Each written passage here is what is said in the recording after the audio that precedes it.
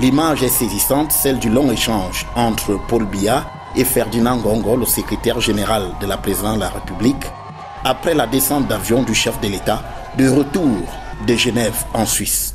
Ces moments-là, dans une fonction de pouvoir, comptent plus que toute la puissance dont on est censé jouir. Cela d'autant qu'aucun secrétaire général de la présidence de la République au Cameroun n'aura été aussi rudoyé que l'actuel détenteur de ce Marocain. Il y a même de quoi le plaindre, tant l'adversité est son lot quotidien sur quasi plusieurs dossiers qui s'étendent du stade inachevé d'Olembe à la FECAFOOT en passant par les hautes instructions.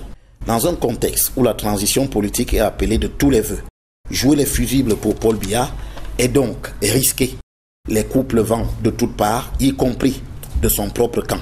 Cette mission ingrate, le secrétaire général de la présidence de la République l'assume, quitte à se voir régulièrement voué aux gémonies, tandis que Paul Biya se mure, comme souvent, dans un silence monacal, au point même encore d'être sollicité pour départager les partis dans tel ou tel dossier.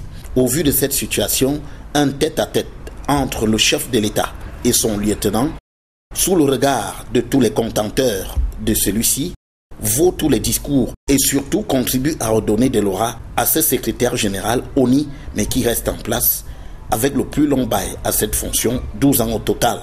Quant à ses adversaires et à l'opinion, c'est une autre paire de manches à propos de ce qu'ils pensent réellement de la fonction et de la mission de Ferdinand Ngongo.